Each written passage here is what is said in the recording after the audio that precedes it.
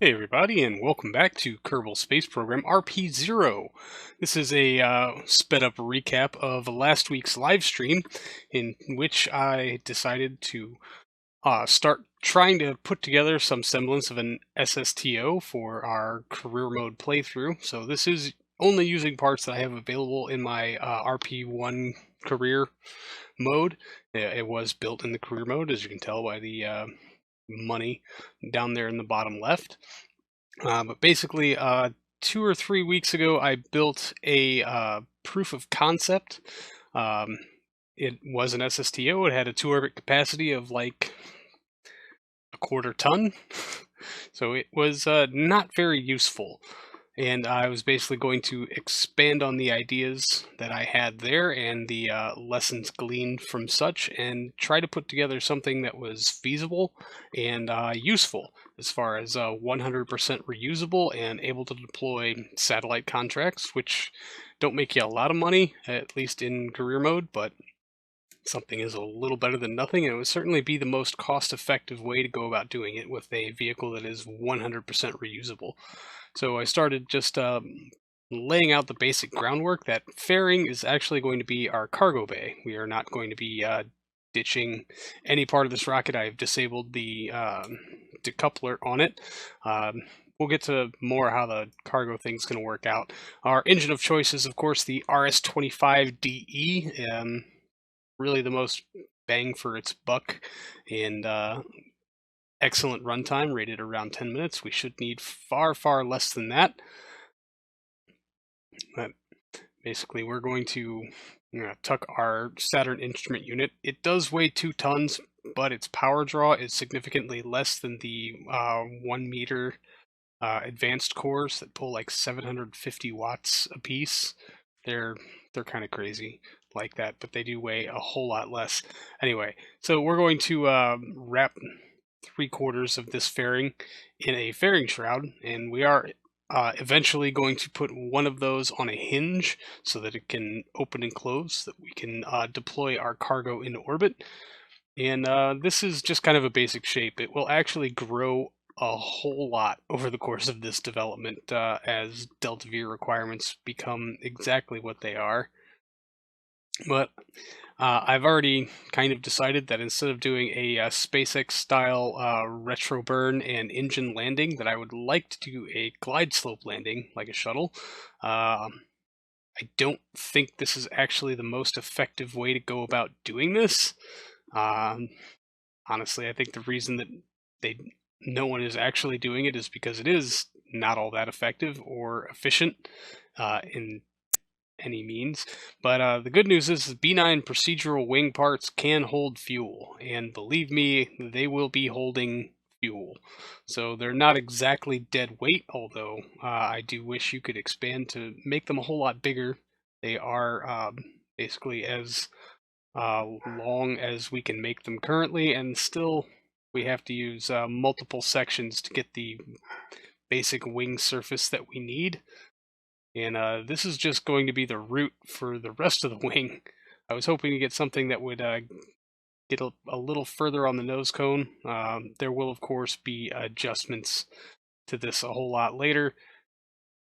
No wing surface plan actually survives battle for very long, if at all. But like I said, we're plotting out kind of the root part of everything now, and trying to get a basic shape that we can agree on before we build out the rest of the wing structure. Of course, procedural wings were not meant to be rushed built, and it's kind of what you have to do when you have a live stream going on. Try to make things as interesting as possible. And then with those in place and filled with fuel, looking at how much our Delta V numbers did in fact suffer from all of that was just a little crazy. Anyway, so we're going to shorten this out just a little bit, adjust the taper. We don't quite need a wing root that long. We actually aren't going to need about half of this wing structure when it comes down to it. But That's an argument I will have with FAR a whole lot later. But like I said, this thing is going to get a lot bigger before we're done. So now we can actually build out the rest of the wing itself, or at least the main component to the wing. I always thought that was a neat shape. And it doesn't look terrible, which is, of course, the most important part. We are going to need some lateral tanks, obviously. This will help keep our belly into the wind by keeping the center of mass a little lower onto the wing surface. It will also give us more places to tuck fuel, which is always needed. But this is kind of the basic design that we have starting to take shape.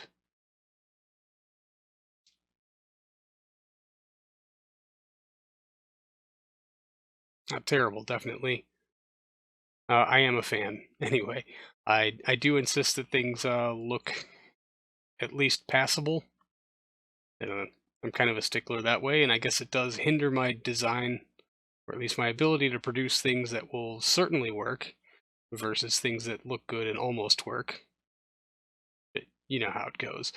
Anyway, so we're also going to utilize another centerline tank here. The primary point of this tank structure, I guess, is to give us a place to put Aerozine and N2O, which will not only operate our orbital engines, but also our RCS, but as a place of ballast so that we can keep the center of mass forward during our descent, which will make things a lot more stable, a lot more easy to fly. And again, all of these tanks will get scaled up as we go along, as the needs of the rocket become higher and higher.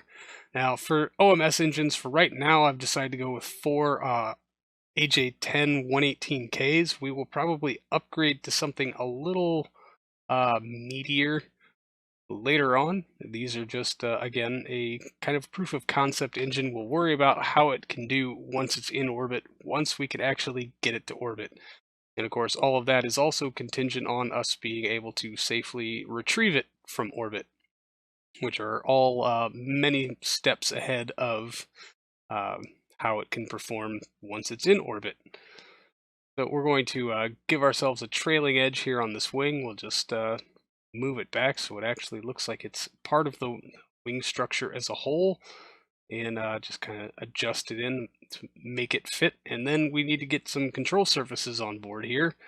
Now these are also made as long as they can be.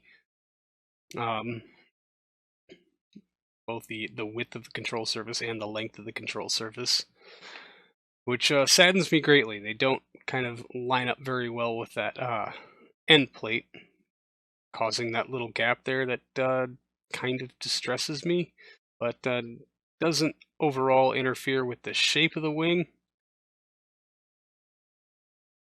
which, you know, has to be just right. Otherwise, I won't be happy with it.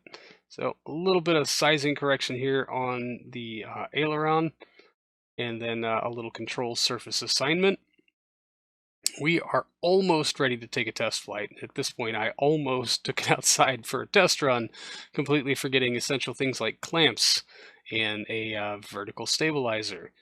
Now, the what and where to put the vertical stabilizer did kind of confound me a little bit. I don't really have the same options here as I did with my prototype test build, but we're going to have to engineer something that will work and kind of look the part, I guess. This was just kind of a half-hearted initial thought, was elevators up here and then a wing section sticking up from that. I'm very happy that this is not the route we decided to go with for this. There was no part of that made me in any way happy whatsoever. So we're going to move the actual tail sections down and mount them to our 2 side lateral tanks. And these will become the actual mounts for the tail section themselves once we figure out how to make them sit in any kind of conformed way. There. Once we have them pointing in a straight direction, we'll just use the rotate tool and then conform them to the outside of the tank, drop them so they look like they're part of the wing structure, and then move on to get tailplanes. Now these are going to be very reminiscent of the Mark III shuttle, the SKS. And I guess that's based on their root part design and how they are articulated, but also because that they are massively effective, at least on the SKS design. They do provide a lot of very necessary stability during reentry that helps a whole lot, especially because I can fly that thing back from orbit completely manually, and that makes me very happy. So we'll just get these things kind of lined up, at least on one axis, and then switch over to a different view, line them up on a second axis, and then eventually get them someplace close to stable, and then make their lines conform just a little bit. We should probably put some landing gear on it, as this is just going to be a flight proofing test. So we're actually going to attach the landing gear to those tanks and then lower them down through the wing structure, get them to about where I think the center of mass will be when it's empty and coming down. Now, no steering on these heavy landing gear, but that's the price we're going to pay. Anyway, we're going to get some clamps on it, take it outside for a test run, so I will turn you over to old me for live commentary. Alright, 1.36 liftoff thrust to weight ratio. Let me make sure my headphones are at a reasonable level.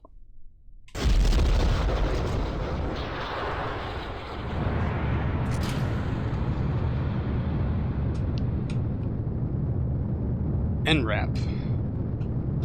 What are the NRAP test weights?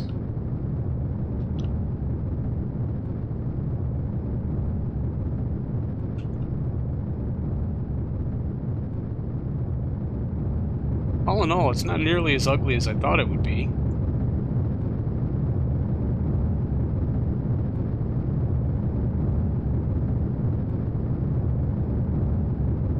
Which realistically is quite good. Use aviation autopilot. We'll get to that. I need to put it through its paces first, but then yes, we will probably be turning on the automated pilot.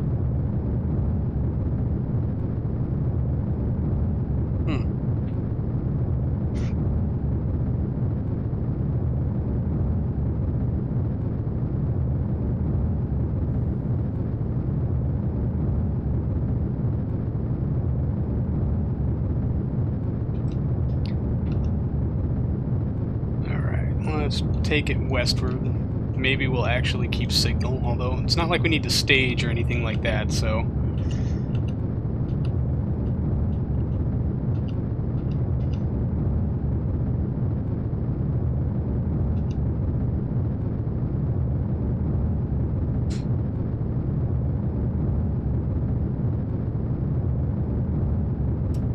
I mean, at this rate, we're going to actually be landing in Australia.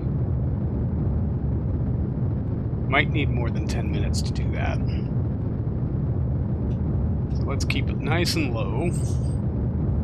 It's actually pretty much flying itself. I'm just making small adjustments, tapping the S key. And other than that, it's fairly stable, which is awesome. I'll take that.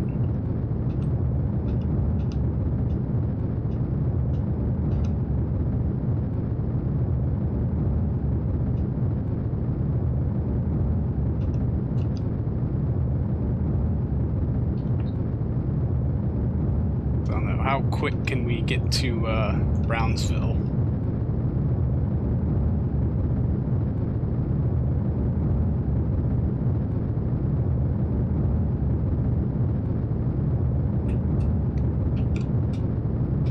Smooth input. We got enough thrust where we can basically point it in any direction we want and be fine. So we'll just we'll see how it all turns out once we run through this last 5 kilometers per second or so. Definitely not even a chance, or we're not even going to try for orbit. I should actually keep the nose down a little bit, make sure we don't go too high and too far, although, because we're probably going to have to spend a bunch of money to keep the simulation going long enough to actually flight proof it. Well, knowing that a launch profile works is one thing. I should have just ditched a bunch of fuel from launch, kicked it up a couple 100 feet to Mach 2 or 3, and then flown it back.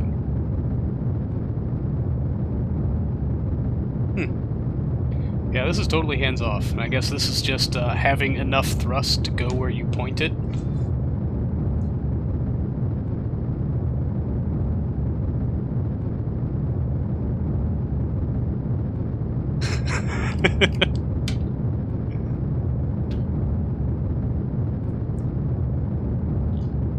Touche, Wookie. Touche.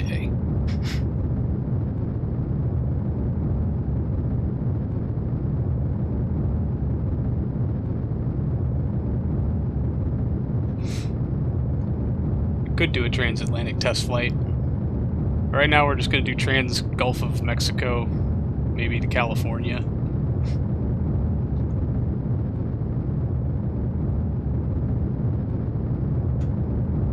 That's not bad, really. Take one of those. Should have put a paint job on it. All right, let's see how it shakes out. This is going to be the absolute worst test ever. Oh man, wow, we are 7 kilometers per second. That's a lot faster than I thought we'd be going.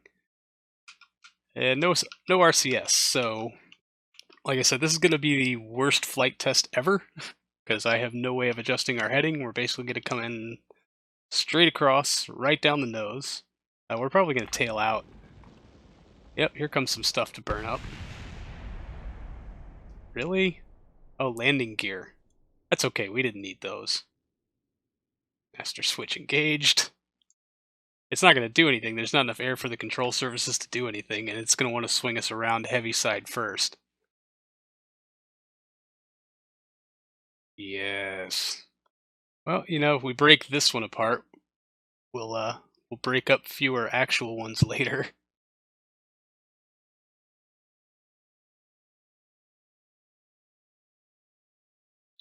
He thinks FAR hates this thing.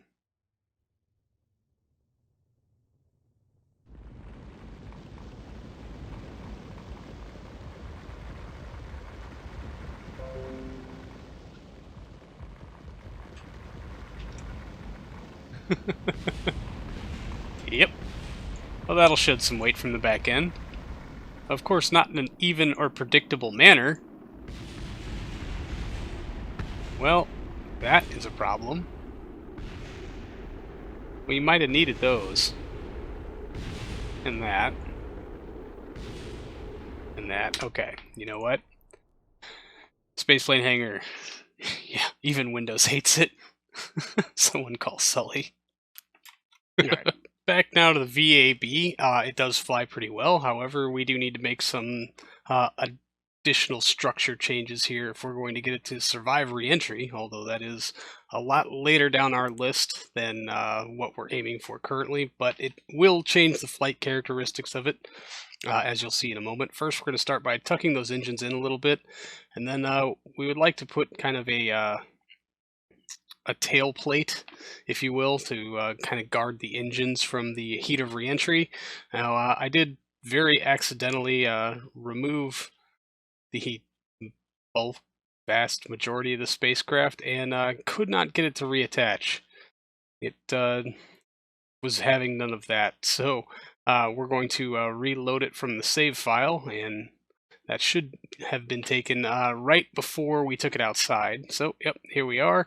And there was a random fairing in there that was left from before. We'll get rid of that.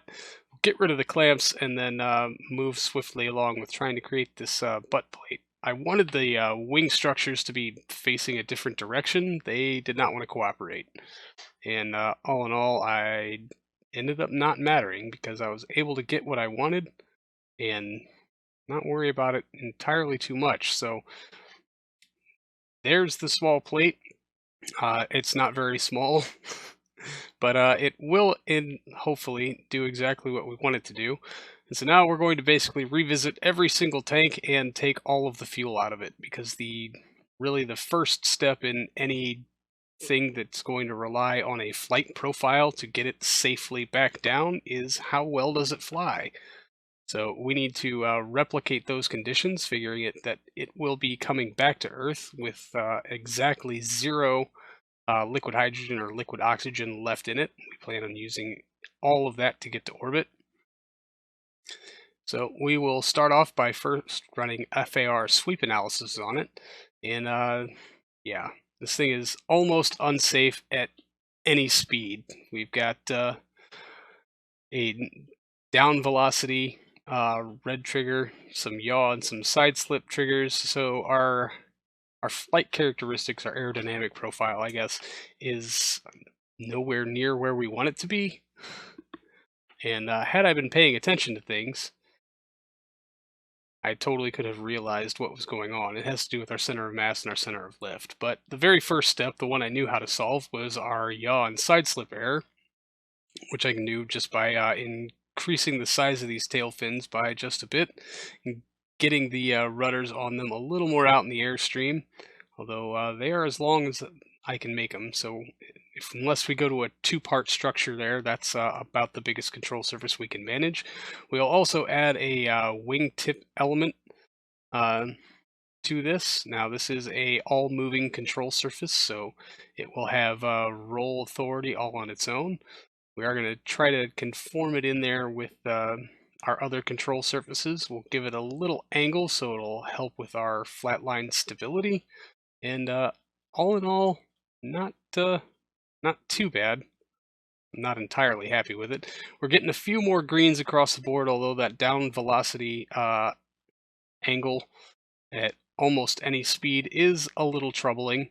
We'll put a little fuel on it just because I want to see exactly what that means as far as how it's going to affect our performance when we're out flying. So we'll get some clamps on it, we'll get it outside, and once again I will turn you over to old me. But unless we get a shape that flies, none of it's really going to matter anyway.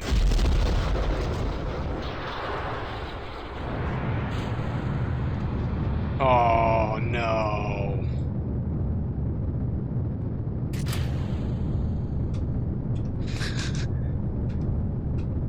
Well, we're running our Aerozine too. That's okay. That'll last another 2 minutes. Oh, well. There goes something changing. We tore off our wingtips. Woohoo! Nope, you don't want to roll? Yeah, I guess you don't want to roll at Mach 1. Alright. Whoa, that is quite an aggressive nose down you have here, coming subsonic. And if you even try to flat spit on me, I'm going to ground you forever. Oh, now I understand what this pitch issue is. Yeah, that is a delightful instability. This is a stall speed. We're just gonna... Nope, this is...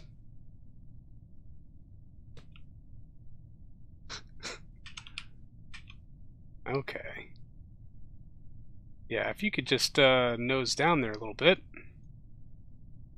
Hard to tell exactly which way we're going, but find some stability. This might actually need canards, and that makes me sad.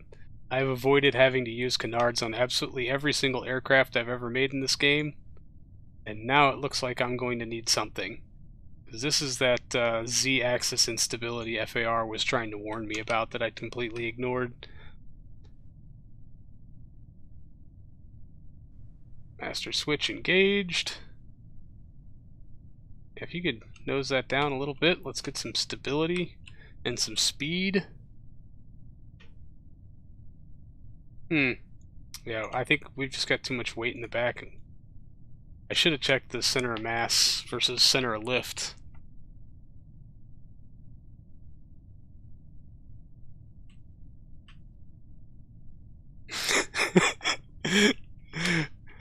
Are you the former dictator of the USSR? Because you are Stalin. Yeah, I really hate how FAR just loves canards. And I see so many canards on so many things, and so many builds that it's just, I don't know. It's like I have to be kind of hipstery and not want to use canards. I wonder if there's any... Yeah, I'll say even when we start to pick up some speed, yeah, this is hands off the controls. Atmospheric autopilot doesn't even really know what to do with this thing.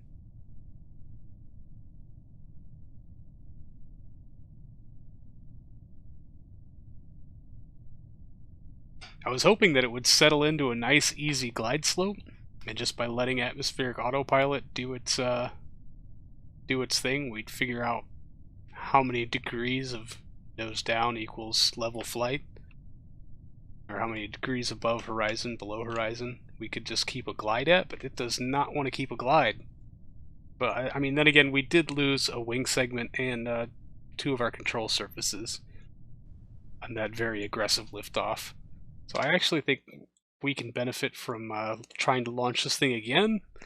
Alright, so let's actually pay attention to stuff this time.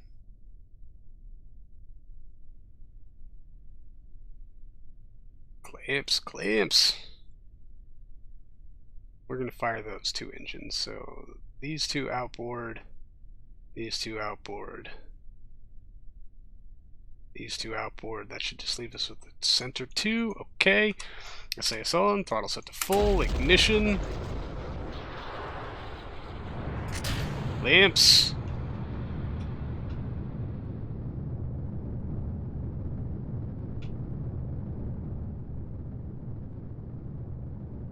Alright. Does not like running on just these 2 engines. Yeah, master switch is off. Yeah.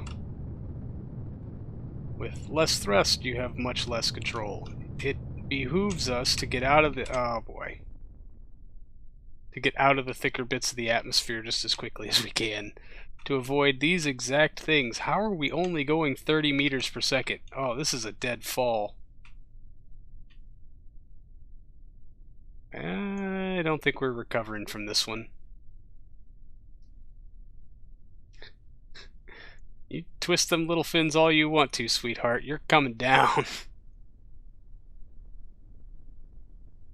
But first...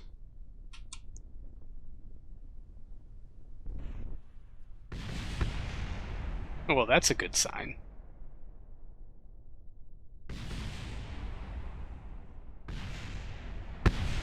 There it goes.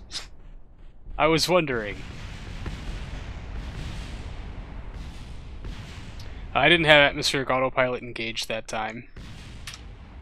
I had not engaged it yet. I expected us to get a lot higher than what we did. Alright, let's just take it to the spaceplane hangar and see what FAR thinks of canards. And back once again to the VAB, we put the clamps off, get it level, and then take a look at our center of mass versus center of lift. So, yeah, there's the problem. I think we do need more authority on our pitch axis, and canards are a good remedy for that, although honestly I really dislike using canards. I think FAR almost mandates them sometimes, but they're... I don't know. I feel that they are overused sometimes. So anyway, we need to adjust that center of lift way far back, because it being way out in front of the center of mass like that is what's causing all basically of our instability. So we're going to basically shift the entire wing structure aft and see if we can't remedy it that way. We've gotten rid of one of our very forward wing elements. We're going to taper back in a second one, and then of course we have to realign our wing structure because it's not exactly on the 3-axis listed for this thing. We're going to taper those canards or those wingtip elements way aft, and when we pull the fuel out of the bottom tank that we are going to use to lift off with to do flight testing of this, it's almost there. Like it is almost there. So if we just add a little more taper to the wing structure and do some quick fixes here on our control surfaces, which are not very quick, but they almost fix the problem, or at least they get us to a place where it's looking a lot more stable, and we'll adjust those all moving wing segments that I'm very unhappy with at the moment. But right now it's physics dictating our design. We can't do it the other way, and if we run FAR sweeps across the board, we're getting almost clean numbers. We do still get some of that down velocity, a little bit of up velocity at one point, and then when you get up into the higher ranges where things are typically not stable, we're seeing a lot of red alarms. But if the speed stays up, generally we're given a clear bill of health by FAR, which means at least by the numbers, this thing should fly well enough to be tolerable, which makes me kind of sad because it's nowhere near as pretty as it was 20 minutes ago. But we'll get some clamps on it, we'll get some fuel in that aftmost tank, we will set up our action groups to only light some of the engines, and then we'll get it outside for a test run. So here's old me for live coverage. Alright, SAS on. Let's move the clamps down here like a smart person would do. Looks like it's raining every afternoon in Florida. Launch. I'm just gonna let it go. Hands off the controls.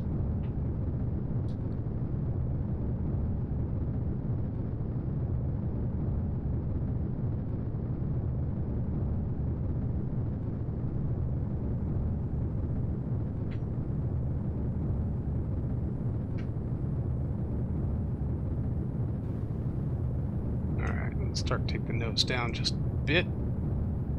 Small touches. Yeah, enough TWR where we can do pretty much whatever we want, as long as we don't overstress the airframe. Yeah, I used to have a friend who lived in Orlando. I went to visit him one week, and it rained every single day, at right around the same time. I think it was like 3 in the afternoon.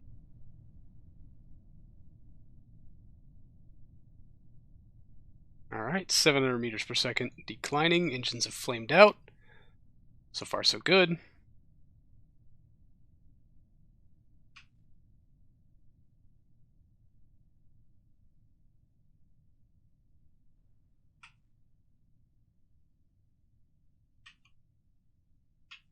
Oh. Yeah, this is not me. I'm trying to roll the other way. This is interesting.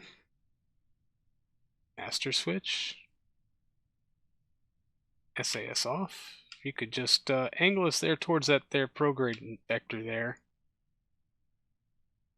This is a lot higher than I usually flight proof these things. Alright, master switch off.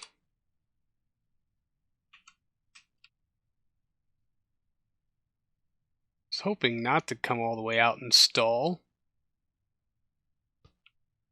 I guess if you can set your watch by it, you just pause work before it starts and then go take a late lunch. I don't know. This is interesting. Yeah, we might be high enough out to where control surfaces aren't really going to do us any good. So we're probably just going to have to let this thing fall for quite a while. And then we'll figure it out from there. I can totally make this tank bigger now, because it should connect with this wing surface back here to make it look better. Alright. I just want to see if it's going to nose itself into the airflow, like a good stable aircraft should. Almost.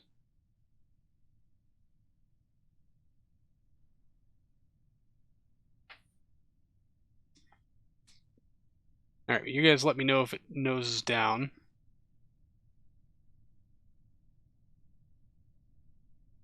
Yeah, Baran shuttle.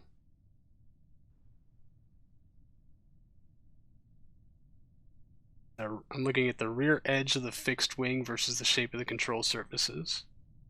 Okay. Yeah, how they're tapered in, they make the trailing edge of the wing. Oh, hey, we broke the sound barrier in a free fall.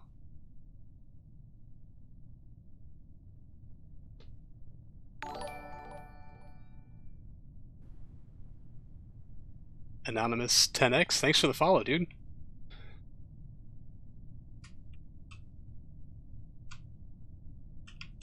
Alright, now if you could just abate this roll, kindly, sir. So we can get this nose pointed at a more horizontally direction.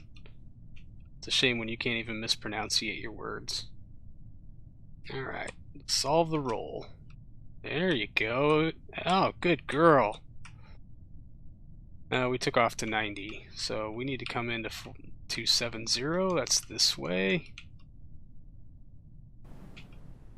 Oh, good girl. 5 kilometers. You should probably get that nose up right about now.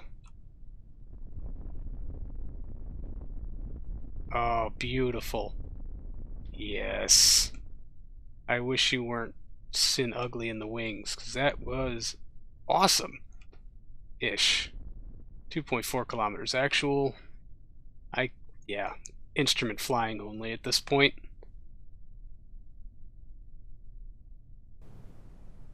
It's not a bad glide slope.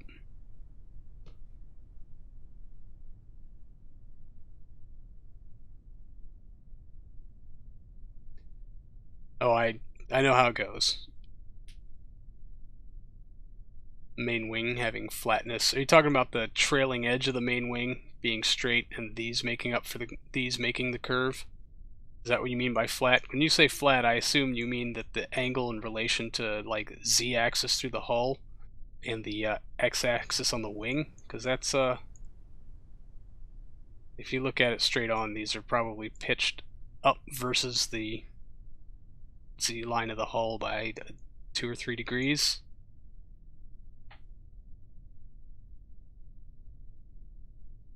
I kind of did intentionally to fit the form of the fuselage, but also it invites stability and it wants to keep its belly down when you do that. Alright, 138. Let's pitch down just a bit. No, don't fight me that much on it, dude. Come on. I don't know what your stall speed is, but it cannot be 130 meters per second. And you do not fly very well at low speeds. Yeah, this is full nose up and it does not want to cooperate. It feels like watching this and the clouds, it looks like we're angling straight down, which I guess we are. 1.5 kilometers. Alright, pick up some speed then, if you're gonna not cooperate like this. And now nose up. Ooh. Heavy, heavy girl.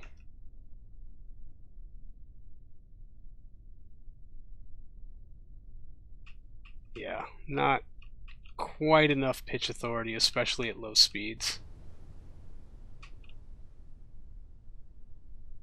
You are going to be very, very difficult to work with, aren't you? We'll just hold the stick back and hope that the ground meets us in a gentle, cooperative manner. Like that. I mean, kind of. Where are you going? Okay, yeah, that's fine.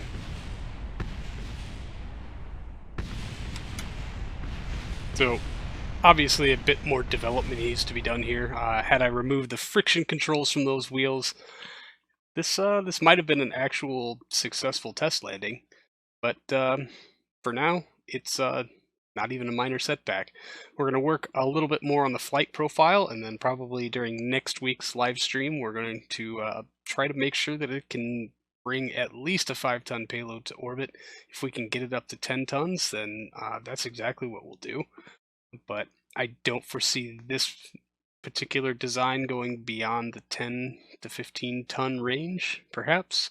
Anyway, more flight proofing, more orbital testing, in the beginning of orbital testing on next week's live stream. It's Wednesday over on my Twitch channel at 6 p.m. Central Time. Anyway, that's going to do it for this episode, everybody. Thank you so much for hanging out. I really do appreciate it, and I will see all of you in the next one. So until then, see you later.